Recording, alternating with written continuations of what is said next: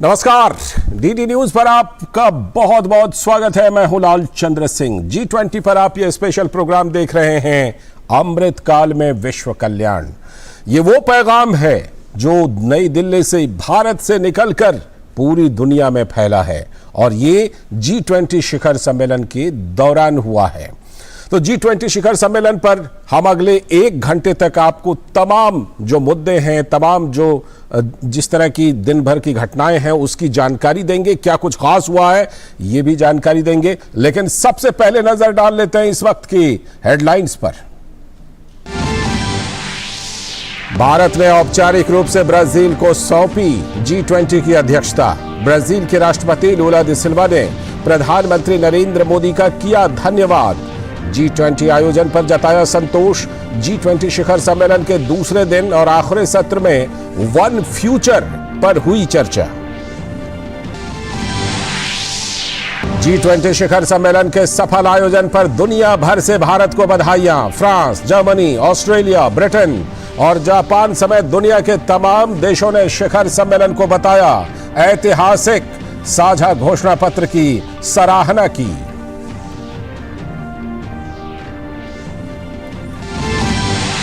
प्रधानमंत्री नरेंद्र मोदी ने France, Germany, Canada, तुर्की, दक्षिण कोरिया, कोमोरोस और ब्राजील के राष्ट्र प्रमुखों से की मुलाकात। भारत फ्रांस के बीच जारी संयुक्त बयान में दोनों नेताओं ने संबंधों की प्रगति को नई ऊंचाइयों पर पहुंचाने के प्रति जताई प्रतिबद्धता।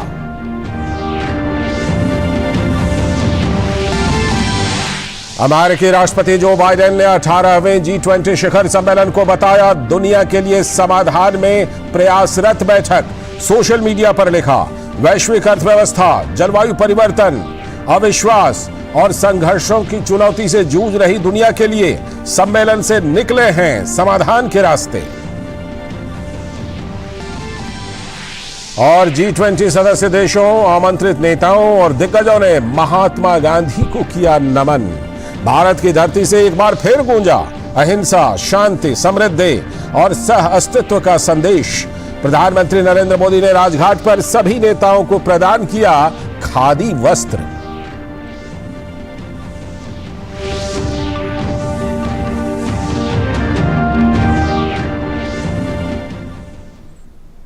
तो ये थी हेडलाइंस और अब G20 सम्मेलन से जुड़ी तमाम खबरों को देखते हैं।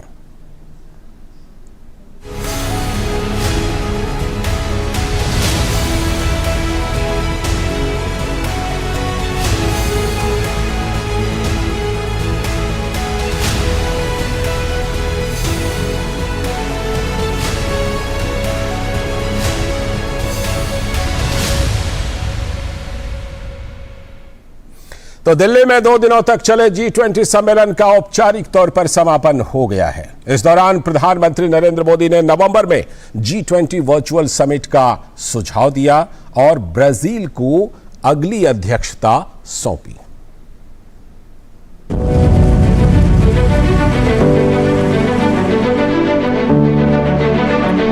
ग्लोबल विलेज से आगे बढ़कर ग्लोबल फैमिली को हकीकत बनाना, जहां देशों के हित ही नहीं जुड़े हों बल्कि हृदय भी जुड़े हों। इस संकल्प के साथ प्रधानमंत्री नरेंद्र मोदी ने G20 की अध्यक्षता का गैवेल भावी अध्यक्ष ब्राजील के राष्ट्रपति लुइस इनासियो लूला दा सिल्वा को सौंपा।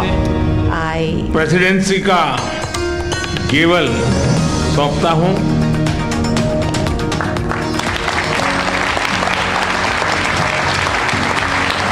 2 दिन के शिखर सम्मेलन में सदस्य देशों और आमंत्रित देशों द्वारा वैश्विक मुद्दों पर किए गए विचार मंथन, सुझाव और प्रस्ताव को संकलित कर नवंबर के अंत में G20 समिट के एक वर्चुअल सत्र के आयोजन का प्रधानमंत्री नरेंद्र मोदी ने प्रस्ताव रखा, ताकि शिखर सम्मेलन में तय किए गए विषयों की समीक्षा की जा सके।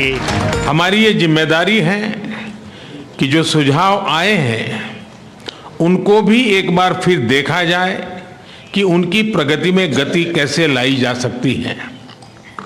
मेरा प्रस्ताव है कि हम नवंबर के अंत में G20 का एक वर्चुअल सेशन और रखें।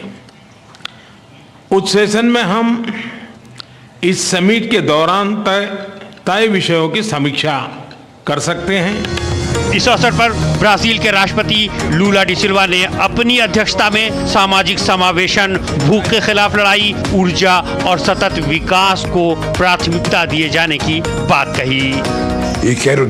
ब्राजील की अध्यक्षता में G20 की 3 प्राथमिकताएं हैं। पहला, सामाजिक समावेशन और भूख के खिलाफ लड़ाई।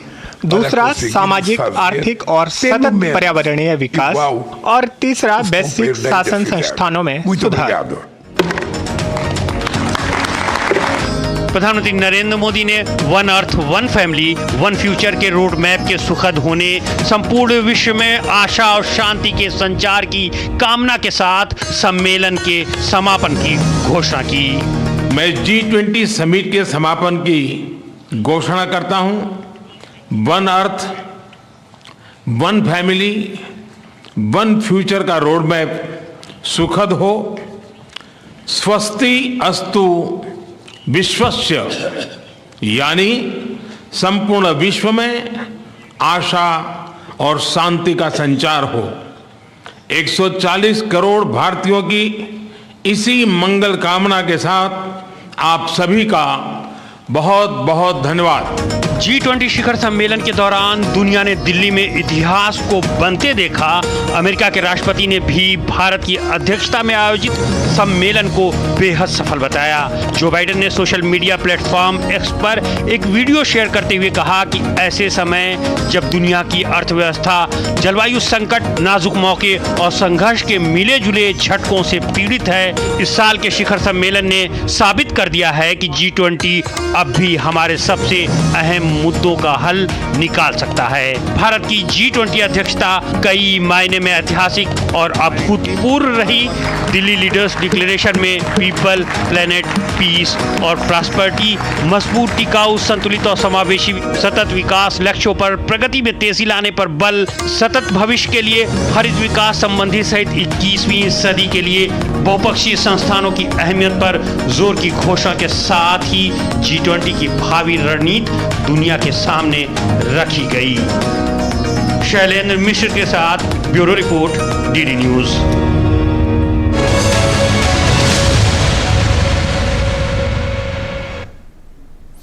और G20 शिखर सम्मेलन का तीसरा और अंतरिम सत्र वन फ्यूचर पर मंथन के नाम से हुआ, जिसमें दुनिया के तमाम नेताओं ने अपने अपने विचार रखे। प्रधानमंत्री नरेंद्र मोदी ने अपने संबोधन में वसुधैव कुटुंबकम का जिक्र करते हुए कहा कि एक ऐसे भविष्य हो जहां देशों के केवल हित ही नहीं जुड़े हों बल्कि हृदय भी जुड़े हों। G20 शिखर सम्मेलन का तीसरा और अंतिम सत्र वन फ्यूचर पर मंथन के नाम रहा। इस दौरान नेताओं ने अपने विचार रखे। पीएम मोदी ने अपने आरंभिक वक्तव्य में एक ऐसे भविष्य की बात की जहां देशों के केवल हित ही नहीं जुड़े हों बल्कि हृदय भी जुड़े हों। पीएम मोदी ने जीडीपी केंद्रित दृष्टिकोण के बजाय मानव केंद्रित दृष्टिकोण अपनाने पर एक बार फिर बल दिया।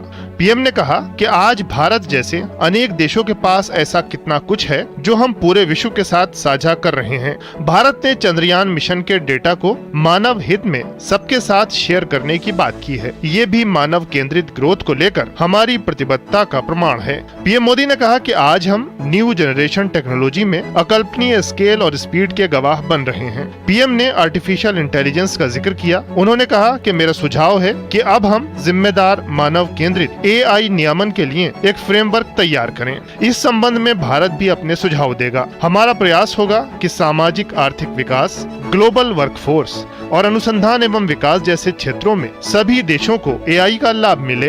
पीएम मोदी ने साइबर सुरक्षा और क्रिप्टो करेंसी से जुड़ी चुनौतियों का भी जिक्र किया।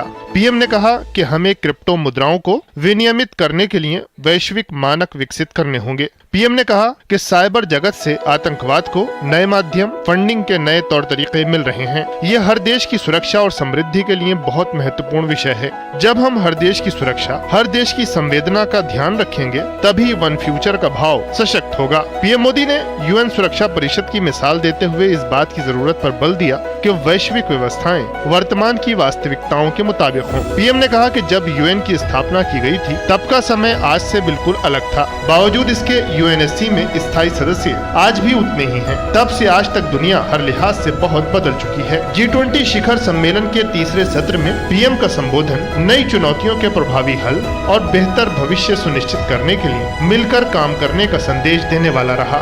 Bureau report, DD news. तो ये तो बात हुई औपचारिक समापन की और उसमें से निकले पैगाम की। और अब बात द्विपक्षीय मुलाकातों की। नई दिल्ली में G20 सम्मेलन से इतर प्रधानमंत्री नरेंद्र मोदी और फ्रांस के राष्ट्रपति इमैनुअल मैक्रों के बीच द्विपक्षीय वार्ता हुई। बैठक के दौरान दोनों नेताओं ने द्विपक्षीय और अन्य मुद्दों पर चर्चा की।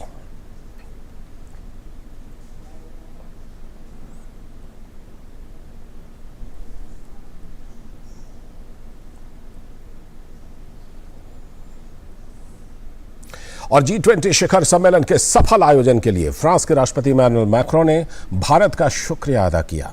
फ्रांस के राष्ट्रपति इमैनुअल मैक्रों ने कहा कि मैं पीएम मोदी को धन्यवाद देता हूं। भारत ने G20 की अध्यक्षता के दौरान एकता और शांति का संदेश देने की पूरी कोशिश की। अफ्रीकी संघ को G20 में शामिल किए जाने पर फ्रांस के राष्ट्रपति ने कहा कि इससे वहां शांति बहाली में मदद मिलेगी।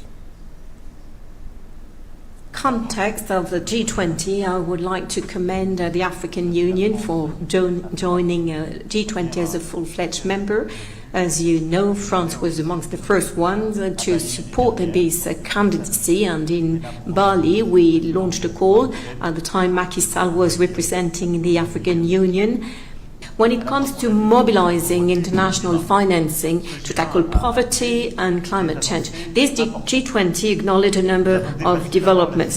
First of all, we exceeded the $100 billion of reallocation of SDRs. It is in 2020 at the time that we decided with the IMF to issue some new SDRs. Then when we worked on financing the African economies, we agreed to reallocate $100 billion to Africa. और प्रधानमंत्री नरेंद्र मोदी ने नई दिल्ली में G20 सम्मेलन से इतर Germany के chancellor Olaf Scholz से भी मुलाकात की।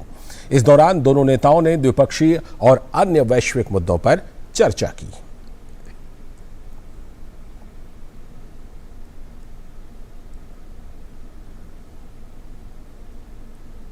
और इसके साथ ही प्रधानमंत्री नरेंद्र मोदी ने G20 शिखर सम्मेलन से इतर कनाडा के प्रधानमंत्री जस्टिन ट्रूडो से भी मुलाकात की। इस मुलाकात के दौरान दोनों नेताओं ने विभिन्न क्षेत्रों में भारत कनाडा संबंधों पर चर्चा भी की।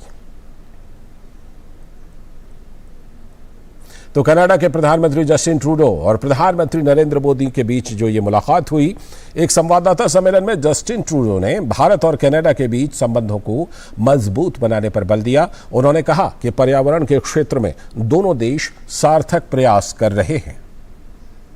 Recognize that India is an extraordinarily important economy in the world and an important partner to Canada on everything from fighting climate change to creating growth and prosperity for citizens. There's always a lot of work to do, and we will continue to do it. We talked about how important it was for this G20 to be the success that it was, having solid conversations and interactions that involved countries, the major countries from around the world, creating moments both for formal interactions and the productive informal conversations that were a huge part of this summit to advance important issues. We also talked about the range of issues that matter, whether it's climate change or the rule of law or issues facing Canadians and Indians. बात एक और द्विपक्षीय मुलाकात की। प्रधानमंत्री नरेंद्र मोदी ने G20 सम्मेलन से इतर तुर्की के राष्ट्रपति रेसेप तैयप एर्दोआन से भी मुलाकात की। इस दौरान दोनों नेताओं ने भारत और तुर्की के बीच व्यापार संबंधों और बुनियादी ढांचे के संबंधों को मजबूत करने के तरीकों पर चर्चा की।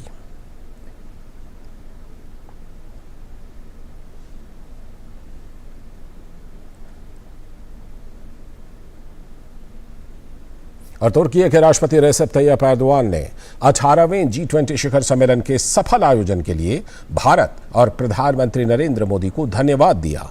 एर्दोआन ने कहा कि G20 शिखर सम्मेलन में हमने उन पर्यावरणीय चुनौतियों के बारे में बात की जिनका सामना हमारा प्लैनेट वर्तमान में कर रहा है। G20 Leaders Summit had been concluded under the auspices and the leadership of India. And I would like to take this opportunity to thank India for a gracious and a very successful term presidency. I would like to thank His Excellency Prime Minister Modi for the gracious hospitality that was shown to my personal self, my spouse, and my entire Turkish delegation. And I would like to extend my gratitude to all of those involved in the realization of this summit. This year, our theme was One World, One Family, and One Future. And within the first session of this summit, we have talked about the environmental challenges that our planet currently encounters. Climate change, the loss of biological diversity, and especially there is the dimension of extensive pollution is a trio of challenges which we can feel even more profoundly now. और नई दिल्ली में आयोजित G20 शिखर सम्मेलन से इतर प्रधानमंत्री नरेंद्र मोदी ने दक्षिण कोरिया के राष्ट्रपति यूं सुक येओल से भी मुलाकात की। इस दौरान दोनों नेताओं ने भारत और दक्षिण कोरिया के बीच द्विपक्षीय संबंधों की समग्र स्थिति पर चर्चा की। इसके अलावा दोनों देशों के बीच व्यापार संबंधों और सांस्कृतिक आदान प्रदान को और मजबूत करने पर सहमति बनी। और नई दिल्ली में आयोजित G20 शिखर सम्मेलन से इतर प्रधानमंत्री नरेंद्र मोदी ने नीदरलैंड्स के प्रधानमंत्री मार्क रुट के साथ वार्ता की। बैठक के दौरान दोनों नेताओं ने भारत नीदरलैंड्स के बीच विभिन्न क्षेत्रों में सहयोग पर चर्चा की।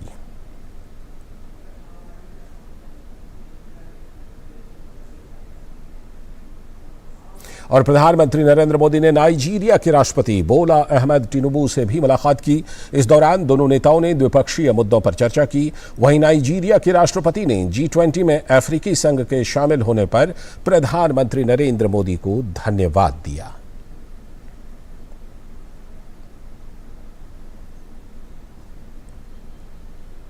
और प्रधानमंत्री नरेंद्र मोदी की कोमोरोस के राष्ट्रपति अजाली असोमानी के साथ बहुत ही सार्थक मुलाकात हुई। पीएम मोदी ने अफ्रीकी संघ के G20 परिवार में शामिल होने पर उन्हें एक बार फिर से बधाई दी। कोमोरोस भारत के सागर विजन के लिए महत्वपूर्ण है।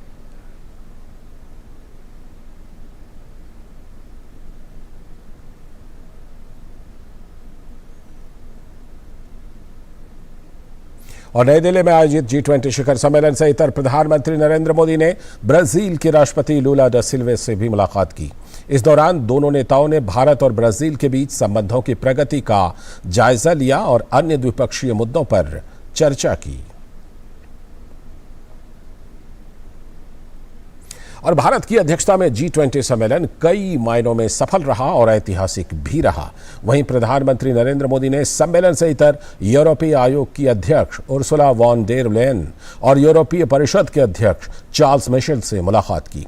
बैठक के दौरान बेहतर कनेक्टिविटी, व्यापार और प्रौद्योगिकी जैसे विषयों पर चर्चा हुई, तो वहीं हरित हाइड्रोजन सहित भविष्य के क्षेत्रों में भारत यूरोपीय संघ के बीच सहयोग पर भी बात हुई। और G20 सदस्य देशों के नेताओं, शिखर सम्मेलन में आमंत्रित वैश्विक नेताओं और दिग्गजों ने राष्ट्रपिता महात्मा गांधी को राजघाट जाकर एक साथ नमन किया। तो भारत की धरती से एक बार फिर से अहिंसा, शांति, समृद्धि और सह अस्तित्व का संदेश दुनिया भर को दिया गया। प्रधानमंत्री नरेंद्र मोदी ने राजघाट पर वैश्विक नेताओं को खादी का अंगरखा पहनाकर उनका स्वागत किया। उन्होंने कहा कि गांधी जी के शाश्वत आदर्श सामंजस्यपूर्ण, समावेशी और समृद्ध वैश्विक भविष्य के लिए हमारी सामूहिक दृष्टि का मार्गदर्शन करते हैं।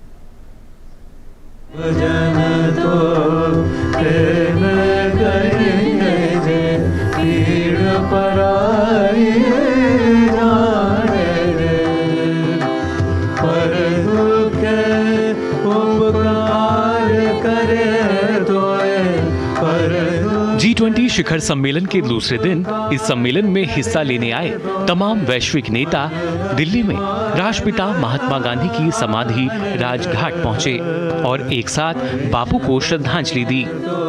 उन्होंने राष्ट्रपिता महात्मा गांधी के सम्मान में कुछ पलों का मौन भी रखा। प्रधानमंत्री नरेंद्र मोदी के साथ अमेरिकी राष्ट्रपति Joe Biden, German chancellor Olaf Scholz के अलावा ब्रिटेन, जापान, कनाडा और ऑस्ट्रेलिया के प्रधानमंत्रियों ने बापू को नमन किया और श्रद्धा सुमन अर्पित किए। यूरोपीय आयोग के अध्यक्ष और यूरोपीय परिषद के अध्यक्ष ने भी बापू को पुष्पांजलि अर्पित की। राजघाट पर राष्ट्रपिता महात्मा गांधी को श्रद्धांजलि देने वाले वैश्विक नेताओं में तुर्की, मिस्र और नाइजीरिया के राष्ट्रपति शामिल रहे। इटली, बांग्लादेश, सिंगापुर और मॉरिशस के प्रधानमंत्रियों के अलावा ओमान के उप प्रधानमंत्री ने भी राष्ट्रपिता महात्मा गांधी को पुष्पांजलि अर्पित की। फ्रांस के राष्ट्रपति इमैनुएल मैक्रों के अलावा संयुक्त राष्ट्र महासचिव एंटोनियो गुटेरेस, रूस के विदेश मंत्री, विश्व स्वास्थ्य संगठन के महानिदेशक, विश्व बैंक के अध्यक्ष और अफ्रीकी संघ के अध्यक्ष ने भी राष्ट्रपिता महात्मा गांधी को श्रद्धांजलि अर्पित की। दक्षिण कोरिया, अर्जेंटीना, इंडोनेशिया, ब्राजील और दक्षिण अफ्रीका के राष्ट्रपति के अलावा स्पेन के उपराष्ट्रपति और नीदरलैंड और चीन के प्रधानमंत्रियों ने भी बापू को नमन किया। राजघाट पर पीएम मोदी ने वैश्विक नेताओं को अंगरखा पहनाकर उनका स्वागत किया। इस दौरान पृष्ठभूमि में बापू कुटी का चित्र दिखाई दिया। महाराष्ट्र में वर्धा के पास सेवाग्राम आश्रम में स्थित बापू कुटी 1936 से लेकर 1948 में महात्मा गांधी के निधन तक उनका निवास स्थान था। प्रधानमंत्री मोदी सभी वैश्विक नेताओं को बापू कुटी के महत्व के बारे में समझाते नजर आए। इसके बाद नेताओं ने लीडर्स लाउंज में शांति दीवार पर हस्ताक्षर भी किए।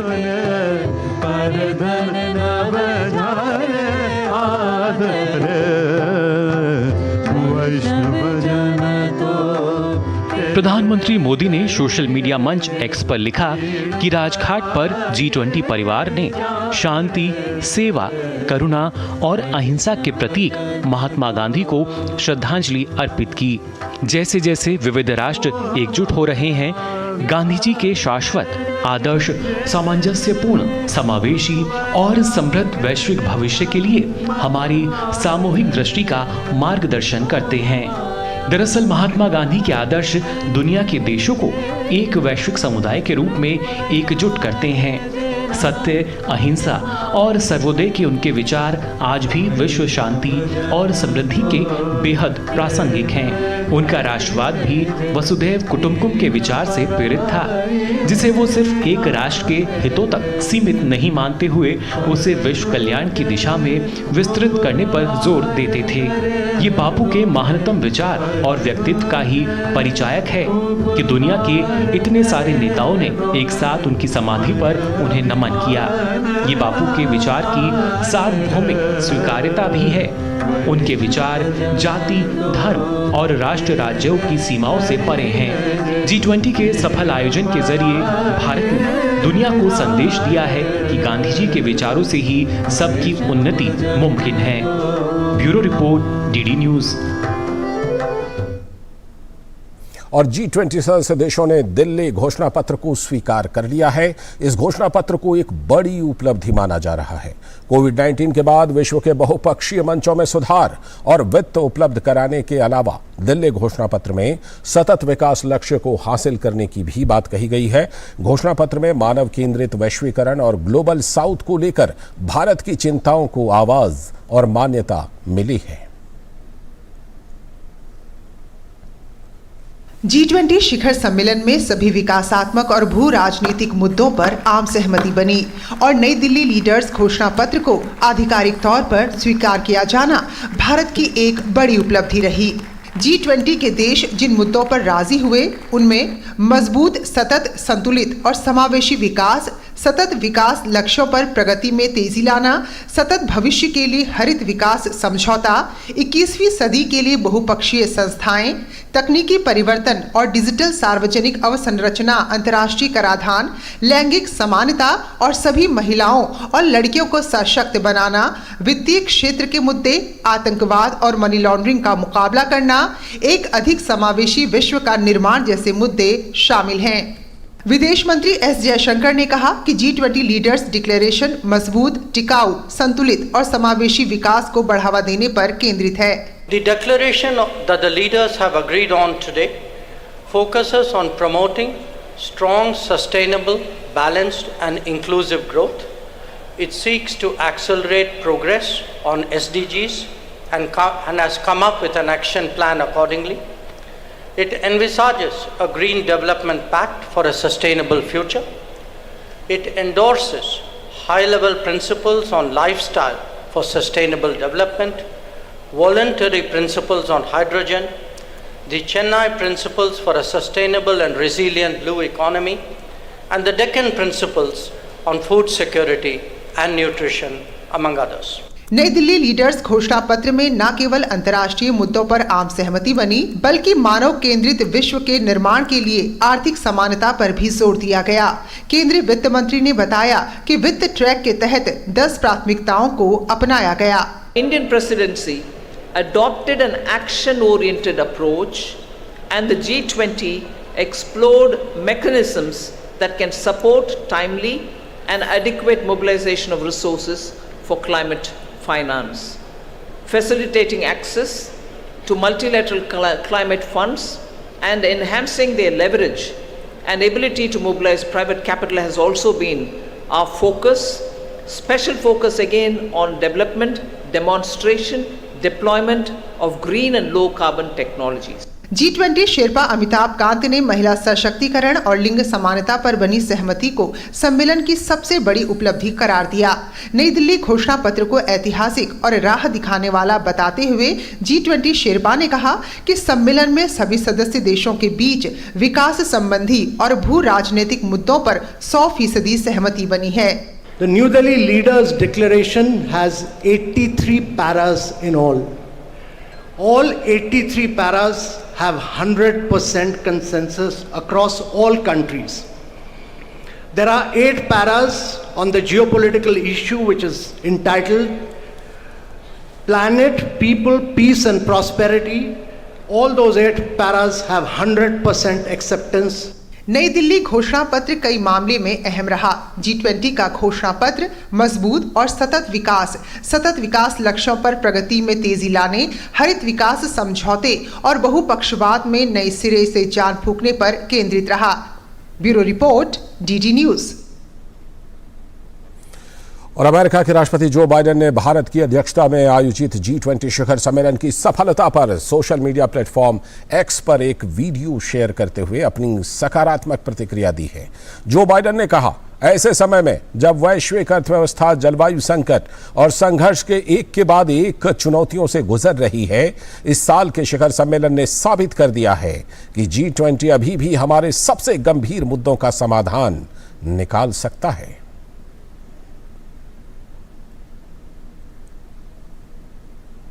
और G20 शिखर सम्मेलन में रूसी विदेश मंत्री सर्गेई लावरोव ने जलवायु परिवर्तन की नकारात्मक परिणामों से निपटने के लिए $100 अरब की प्रतिबद्धता जताई।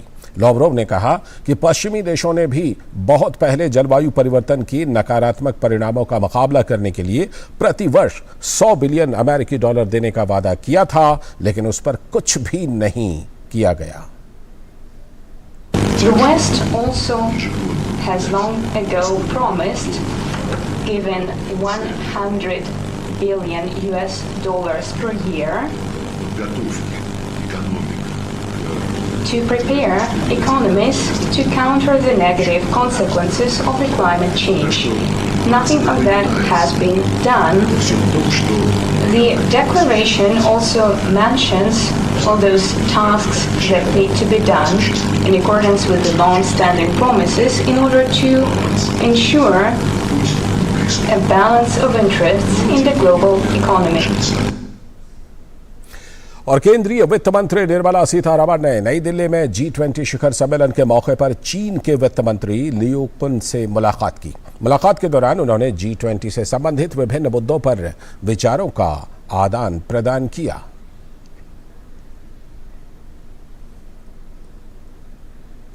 और विश्व बैंक के अध्यक्ष अजय बंगा ने G20 सम्मेलन के बारे में बात की और बातचीत के दौरान उन्होंने कहा कि मैं भारत और उनके नेतृत्व और G20 के सदस्यों को बधाई देता हूं कि वे सभी लोग एक बहुत अच्छी घोषणा के साथ आए जिसके लिए आम सहमति बनी।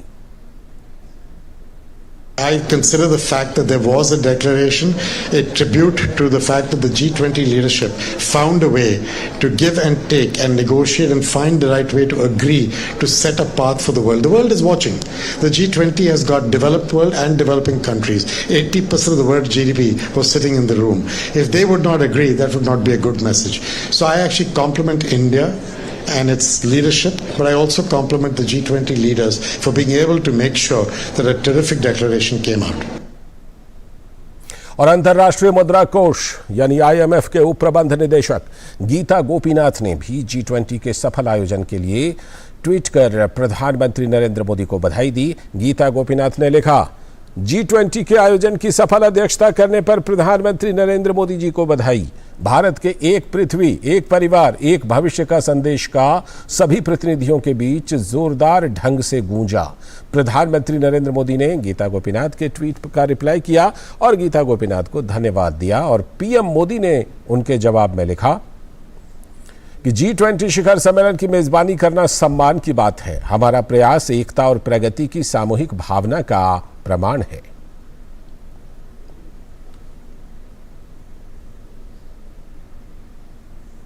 और केंद्रीय गृह मंत्री अमित शाह ने भारत की अध्यक्षता में आयोजित ऐतिहासिक G20 की सफलता पर प्रधानमंत्री नरेंद्र मोदी को धन्यवाद देते हुए सोशल मीडिया प्लेटफॉर्म X पर लिखा, G20 अध्यक्ष पद की ऐतिहासिक सफलता पर प्रधानमंत्री नरेंद्र मोदी जी को मेरी तरफ से हार्दिक बधाई।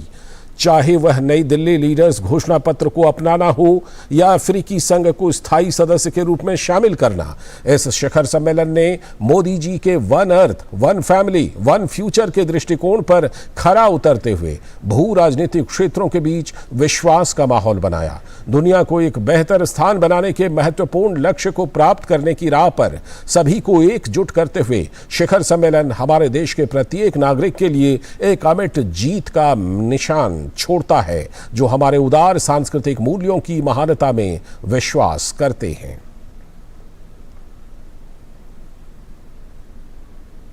और वहीं रक्षा मंत्री राजनाथ सिंह ने भी भारत में संपन्न हुए G20 सम्मेलन को सफल बताते हुए सोशल मीडिया प्लेटफॉर्म X पर लिखा, प्रधानमंत्री नरेंद्र मोदी ने विश्व गुरु और विश्व बंधु दोनों के रूप में भारत की शक्ति का सफलतापूर्वक प्रदर्शन किया। उनके समावेशी और जन केंद्रित दृष्टिकोण ने वास्तव में भारत की G20 अध्यक्षता को परिभाषित किया। मैं प्रधानमंत्री नरेंद्र मोदी को उनके अनुकरणीय नेतृत्व और दूरदर्शिता के लिए बधाई देता हूं।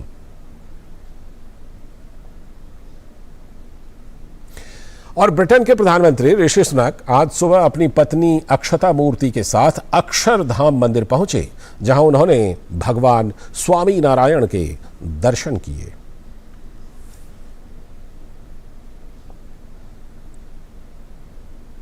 अब अपनी बैटरी तुम लोग देखो, वो 50% चलेगी, वो लगवा दिया होप पे, बस वो इलेक्ट्रिक 50% है। तब तो गड़बड़ है, क्या किया हूँ।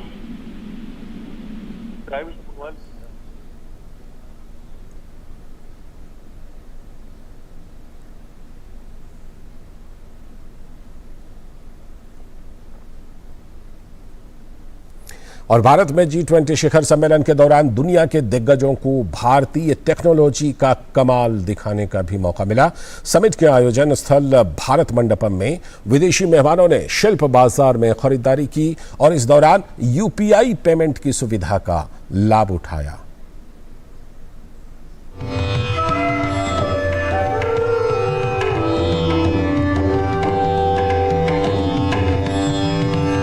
ये दोनों तस्वीरें गवाही दे रही हैं कि यूपीआई यानी यूनिफाइड पेमेंट इंटरफेस भारत में ट्रांजैक्शन के सबसे ज्यादा इस्तेमाल होने वाले तरीकों में एक बन चुका है। भारत के लोग तो इस सुविधा का लाभ उठा ही रहे हैं, लेकिन G20 शिखर सम्मेलन के दौरान दुनिया भर से आए विदेशी मेहमानों ने भी जाना कि डिजिटल लेन देन में भारत तरक्की कर चुका है। दरअसल G20 के आयोजन स्थल भारत मंडपम में लगाए गए शिल्प बाजार में भारतीय परिधान, मिट्टी के बर्तन, ये चलते इस समय आपको भारत मंडपम के इंटरनेशनल मीडिया सेंटर, जहां प्रधानमंत्री नरेंद्र मोदी पहुंच गए हैं। तो प्रधानमंत्री Narendra Modi international media centre Bharat Mandapam में पहुंच गए हैं और वहां पर जो दुनिया भर की मीडिया है, दुनिया भर के जो पत्रकार हैं, मीडिया से जुड़े हुए लोग हैं, वो वहां पर मौजूद हैं। और प्रधानमंत्री नरेंद्र मोदी देखिए किस तरह सभी को हाथ हिलाकर अभिवादन कर रहे हैं। जब इंटरनेशनल मीडिया सेंटर, ये वही मीडिया सेंटर है जो पिछले कई दिनों से लगातार पूरी दुनिया तक जो G20 शिखर सम्मेलन है उससे जुड़ी खबरों को यहीं से पहुंचाया जाता रहा। तो प्रधानमंत्री नरेंद्र मोदी अब जबकि समापन हो गया है G20 शिखर सम्मेलन का, तो उसके बाद वो इस मीडिया सेंटर का दौरा करना भी नहीं भूले। उन्होंने आराम भी नहीं किया और इतनी व्यस्तता के बावजूद एक बार वो देखिए किस तरह से इंटरनेशनल मीडिया सेंटर पहुंचे हैं भारत मंडपम में। और जैसा कि हमने आपको बताया कि ये वही मीडिया सेंटर है जहां देश दुनिया में यहीं से G20 से जुड़े खबरों का प्रसारण पिछले कई दिनों से यह प्रसारण हो रहा था और दुनिया यहीं से G20 शिखर सम्मेलन के नज़ारों को देख पा रही थी इसी इंटरनेशनल मीडिया सेंटर से। और ये अपने आप में जो इंटरनेशनल मीडिया सेंटर बनाया गया था,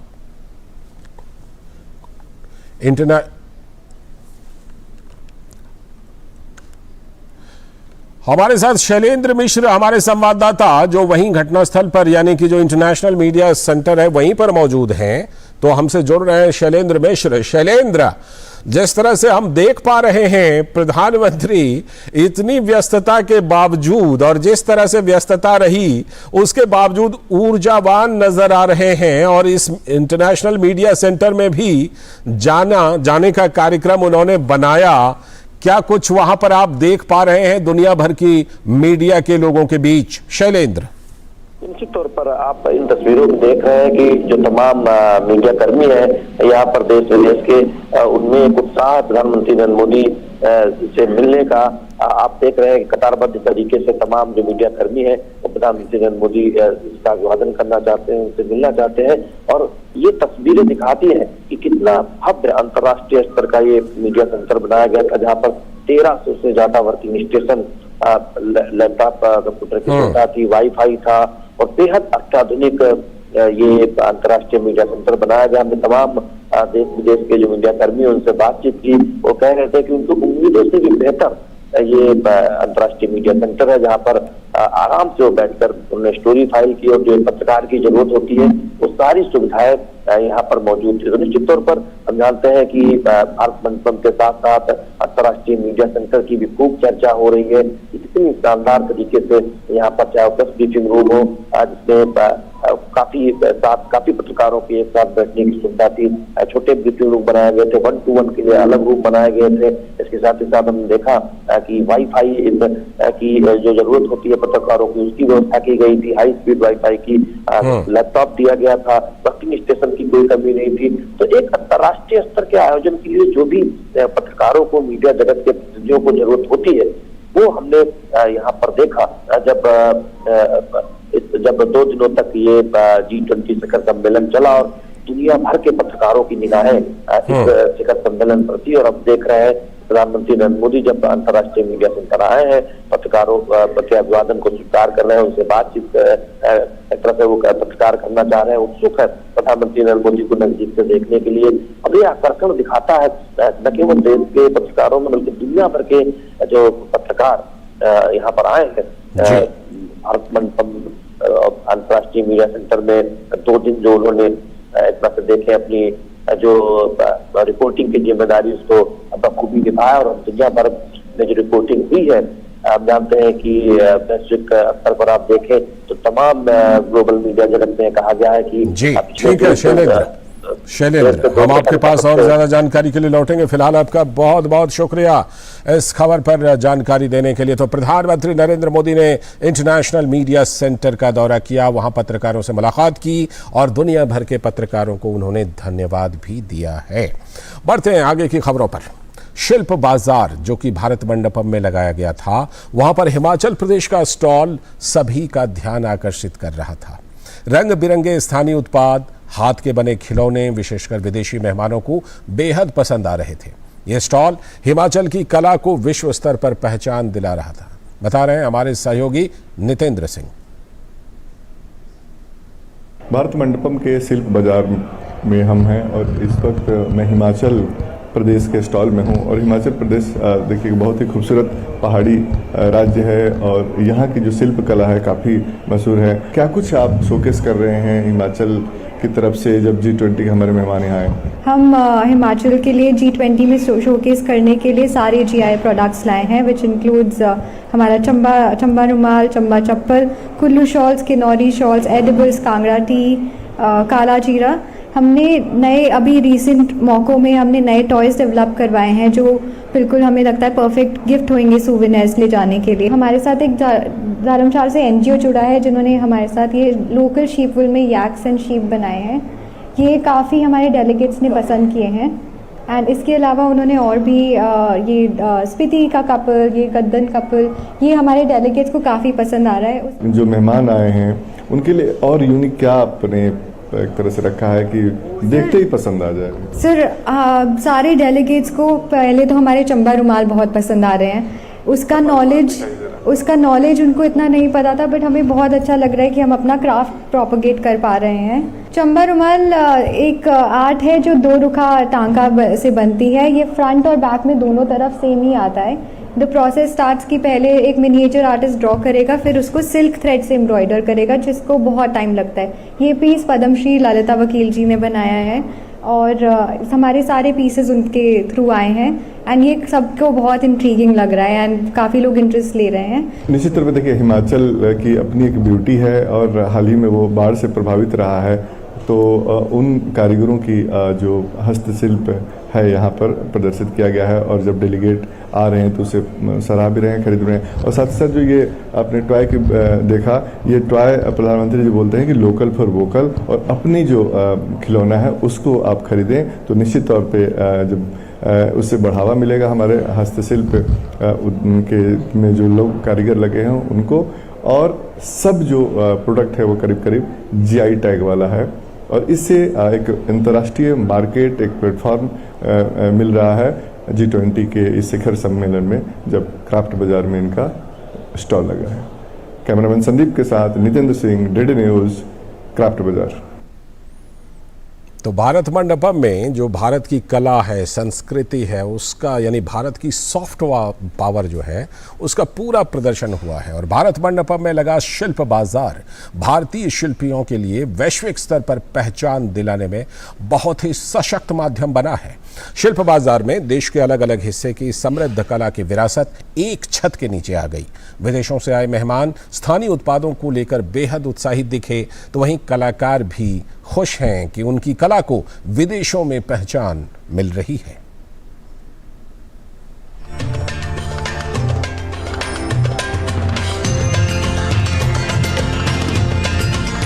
देश के अलग अलग क्षेत्रों के कला और शिल्प के रंग एक साथ नजर आए भारत मंडपम में लगे शिल्प बाजार में।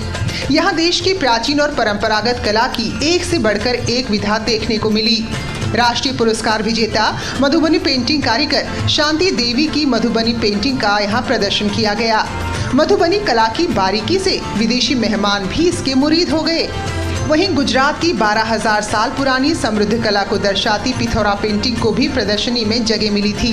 ये पेंटिंग गांव की दीवारों पर बनाई जाती है। इस चित्रकला से जुड़े कलाकार परेश राठवा जी अपने हुनर के लिए पद्मश्री से नवाजे जा चुके हैं। वहीं टेराकोटा से बने खूबसूरत सामान भी शिल्प बाजार की शोभा बढ़ाते नजर आए। लखनऊ के पद्मश्री प्राप्त नक्काशी कलाकार दिलशाद हुसैन के हुनर को भी इस प्रदर्शनी में स्थान मिला। वहीं हिमाचल प्रदेश के स्टॉल को देखकर तो ऐसा लग रहा था मानो पूरा हिमाचल प्रदेश ही यहाँ उतर कर आ गया हो। किन्नौरी शॉल, टोपी, चंबा रुमाल, चाय और हाथ के बने सुंदर खिलौने यहाँ खूब पसंद किए गए। वहीं आदिवासी क्षेत्रों की कला को भी यहाँ अलग पहचान मिली। भारत के कला शिल्प को देखकर विदेश से आए मेहमान हैरान और उत्साहित नजर आए और जमकर खरीदारी की। India may be the pharmacy capital of the world, but it is also a capital for indigenous crafts, handmade crafts, all beautiful. It's all here. Every state is represented, every craft is represented, and it's just a joy to witness this, and everyone is discovering it. Interesting for us because we see all the culture and the expertise of the craftsmen and women of India, and we can also understand something about the different regions and the different both crafts product but also some tea. It is a wonderful experience for us. We bought some pashmina. इस आयोजन का हिस्सा बनकर सभी कलाकार स्वयं को गौरवान्वित महसूस कर रहे हैं। उन्हें उम्मीद है कि इससे अंतर्राष्ट्रीय बाजार में उनके उत्पादों को नई पहचान मिलेगी। इंटरनेशनल प्लेटफॉर्म पे जो हम लोग ये हमारे आर्टिसंस के प्रोडक्ट दिखा रहे हैं, नेशनली ही नहीं इंटरनेशनली हम लोगों को एक रिकग्निशन मिल रहा है। हमारे हैंडीक्राफ्ट्स की मार्केट, इंटरनेशनल मार्केट में लोगों को पहचान हो रही है। तो I really thank to the government कि हमारे आर्टिसंस को एक अपॉर्चुनिटी मिली। हमें आजीविका से जुड़ के बहुत फ़ायदा हुआ है और यहाँ आके तो और भी ज़्यादा फ़ायदा हुआ है, क्योंकि जो विदेशी मेहमान आए हैं तो हर एक मेहमान आके कुछ ना कुछ हमारा स्टॉल से लेके गए हैं। तो इससे हमें ये फ़ायदा हुआ कि विदेश में जाके ये चीज़ दिखाएंगे तो शायद हमारी चीज़ें यहाँ से हमारी महिलाओं द्वारा बना हुआ वहाँ तक पहुँचे। हम हिमाचल के लिए G20 में शोकेस करने के लिए सारे GI प्रोडक्ट्स लाए हैं, विच इंक्लूड्स हमारा चंबा रुमाल, चंबा चप्पल, Kullu shawls, Kinnauri shawls, edibles, Kangra tea, काला जीरा। हमने नए अभी रिसेंट मौक़ों में हमने नए टॉयज़ डेवलप करवाए हैं जो बिल्कुल हमें लगता है परफेक्ट गिफ्ट होंगे सोवेनिर्स ले जाने के लिए। जहाँ विदेशी मेहमान भारत के निशाने के तौर पर ये सामान खरीद कर खुश हैं, वहीं हस्तशिल्पियों को उम्मीद है कि ये शिल्प बाजार उनके लिए अंतर्राष्ट्रीय बाजार की नई राह खोलेगा। नितेंद्र सिंह के साथ ब्यूरो रिपोर्ट, DD न्यूज। तो भारत से ये सारा संदेश पूरी दुनिया में फैला है, चाहे सॉफ्ट पावर हो, भारत जो उभरती हुई शक्ति है उसका पैगाम हो, तमाम चीजें। चर्चा करने के लिए हमारे साथ जुड़ रहे हैं पूर्व राजनयिक प्रभु दयाल जी जुड़ चुके हैं हमारे साथ। बहुत बहुत स्वागत सर DD न्यूज पर आपका। और सबसे पहले मैं यही जानना चाहूंगा कि ये जो G20 शिखर सम्मेलन पहले भी होते थे, हर साल होते हैं, लेकिन भारत में जिस तरह से ये शिखर सम्मेलन किया गया, इसका पूरा आयोजन, क्या कुछ इसका बड़ा आउटकम हम कहेंगे कि किन मायनों में ये भारत का, नई दिल्ली का G20 शिखर सम्मेलन बेहद खास रहा? कौन सी बड़ी बातें निकलकर सामने आई प्रभु दयाल जी? सबसे पहली बात जो निकल कर आई है वो ये कि भारत का कद अब बहुत ऊंचा हो गया है। भारत की मान्यता बहुत बढ़ गई है जी। और प्रधानमंत्री मोदी जी तो दुनिया के सबसे पॉपुलर लीडर हो गए। बहुत समय से हम देख रहे थे, ऑस्ट्रेलिया के प्राइम मिनिस्टर ने कहा था PM Modi is a boss. उन्होंने कहा था कि prime minister Modi is a rock star. Biden ने स्टेट विजिट पे बुलाया था, मैक्रोन ने चीफ गेस्ट बुलाया था बैस्टिल डे पे। बहुत सी चीजें हो रही थी जिससे ये दर्शाया जा रहा था कि मोदी जी का कितना दुनिया में एहतराम है, उनको कितना माना जाता है। अब जो G20 की प्रेसिडेंसी के थ्रू तो ये साबित हो गया कि prime minister Modi is the most popular leader in the world. जो Italian prime minister Giorgia Meloni ने जनवरी में ये बात जब वो भारत आई थी, उन्होंने कहा था prime minister Modi is the most popular leader in the world. और G20 की जिस तरह से प्राइम मिनिस्टर मोदी जी ने चेयरमैनशिप निभाई है, उससे तो उनका कद और स्टेचर और बहुत बढ़ गया। देखिए, पहली बात तो उन्होंने ये दोहराया कि one world, one family, one future, सबको साथ लेकर चलेंगे, सबका साथ, सबका विश्वास। जो बात वो भारत के संदर्भ में कहते आए हैं वो दुनिया के संदर्भ में कही उन्होंने, और लोगों ने उनकी बात को माना। जिस तरह से ये G20 का डिक्लेरेशन यूनानिमसली अडॉप्ट हो गया कॉन्फ्रेंस के पहले ही दिन, इससे साफ स्पष्ट होता है कि प्रधानमंत्री मोदी जी का कितना एहतराम है और उनकी बात कितनी मानी जा रही है। एक खास बात पर जरूर चर्चा करना चाहूंगा। प्रधानमंत्री नरेंद्र मोदी हमेशा ग्लोबल साउथ को लेकर के बात करते हैं कि ग्लोबल साउथ की आवाज, और पूरे साल तो और ज्यादा मुखरता के साथ ये बात आई जब 200 से अधिक सम्मेलन हुए, लेकिन आखिर में भी जिस तरह से अफ्रीकन यूनियन को, अफ्रीकी संघ को प्रधानमंत्री नरेंद्र मोदी के प्रस्ताव पर, उनकी पहल पर शामिल किया गया, तो ये जो ग्लोबल साउथ की जो आवाज है वो और ज्यादा बुलंद होकर गई है नई दिल्ली के G20 शिखर सम्मेलन से। जी बिल्कुल, अफ्रीकन यूनियन को जिस तरह से शामिल किया और प्रधानमंत्री जी ने ये ग्लोबल साउथ के मुद्दों को उठाया, ग्लोबल साउथ की पहल की और उनकी जो समस्याएं उनको हल करने के सुझाव दिए, ये सब बातें साफ जाहिर करती हैं कि इंडिया का स्टेचर और बहुत ऊंचा हो गया। अब देखिए, ग्लोबल सिस्टम की रिस्ट्रक्चरिंग की बहुत जरूरत है और इसमें कोई दो राय हो ही नहीं सकती कि इंडिया को यूएन सिक्योरिटी काउंसिल में एक परमानेंट मेंबर की हैसियत से अब एडमिट करना चाहिए। ये हमारे प्राइम मिनिस्टर ने भी आज जो G20 के कंक्लूडिंग सेशन में कहा कि ग्लोबल सिस्टम्स को रिफॉर्म करना जरूरी है। यूएन सिक्योरिटी काउंसिल 1945 में बनी थी जब 50 फाउंडिंग मेंबर्स थे, अब 200 से ऊपर फाउंडिंग मेंबर्स हैं। दुनिया की शक्ल बदल गई, हालात बहुत बदल गए। क्यों इंडिया को यूएन सिक्योरिटी काउंसिल में परमानेंट मेंबर नहीं बनाया? एक बात पर आपसे और जरूर मैं चर्चा करना चाहूंगा कि आज के बाद जब ये नई दिल्ली शिखर सम्मेलन संपन्न हो गया G20 का, जो दुनिया जो भारत को देखती है, मोटे तौर पर आप एक विशेषज्ञ के तौर पर क्या देखते हैं कि आज के बाद उस नजरिए में किस तरह का बदलाव आएगा दुनिया के नजरिए में भारत को लेकर, चाहे सॉफ्ट पावर हो, उभरती हुई भारत की अर्थव्यवस्था हो, भारत की टेक्नोलॉजी हो, तमाम चीजों को लेकर? देखिए, जब ये कोविड पैंडेमिक आया था तब भारत ने 150 से ज्यादा देशों की सहायता की थी, वैक्सीन देकर, दवाइयां देकर। तभी जाहिर हो गया था कि भारत जो है वो एक दोस्त है उन सब देशों का जो अपने को मुश्किलात में पाते हैं। India is a friend in need. अच्छा, अब G20 में आप देखिए ग्लोबल जो डेट रिस्ट्रक्चरिंग है उसकी बात हुई है। वो क्यों? बहुत से ऐसे गरीब देश हैं, ग्लोबल साउथ की जो कंट्रीज हैं, ये कर्ज में डूबे हुए हैं और जब तक इनको कर्ज से बाहर नहीं निकाला जाएगा इनके आर्थिक हालात कैसे अच्छे होंगे? और कर्ज में ये डूबे क्यों हैं? देखिए, एक बहुत बड़ी वजह जिसकी वजह से जो देशों को कर्ज में डुबाती है वो चाइना की पॉलिसी है। श्रीलंका हो, चाहे सूडान हो, चाहे पाकिस्तान हो, ऐसे बहुत से देश हैं। और ये बात जाहिर हो गई है कि चीन जो है वो मुश्किल पैदा कर रहा है ग्लोबल साउथ कंट्रीज के लिए और इंडिया आगे बढ़ रहा है उनकी सहायता करने के लिए। मेरे विचार में शी जिनपिंग डर के मारे इस G20 समिट में नहीं आए। उनको साफ ये दिख जाता कि प्राइम मिनिस्टर मोदी का जो स्टेचर है कितना हाई है और उनको सब कितना मानते हैं, उनकी कितनी वाहवाह हो रही है, वो शी जिनपिंग के आंख में चुभने जा रहा था, इसलिए वो नहीं आया। लेकिन आज की दुनिया ऐसी है एम्बेसडर प्रभुदयाल जी कि आजकल कोई भी चीज किसी भी कोने में हो रही हो वो पहुंचती ही जरूर है। तो जो बात आप कह रहे हैं अगर उसे मान भी लिया जाए तो तस्वीरें, आंखें बंद करने से तस्वीरें जो है वो झूठी नहीं होती, तस्वीरें सच्ची कहानी बताती हैं। बहुत बहुत शुक्रिया सर जुड़ने के लिए और चर्चा करने के लिए हमारे साथ इस G20 स्पेशल प्रोग्राम में। तो हमारे साथ प्रभुदयाल जी जुड़े थे जो कि पूर्व राजनयिक और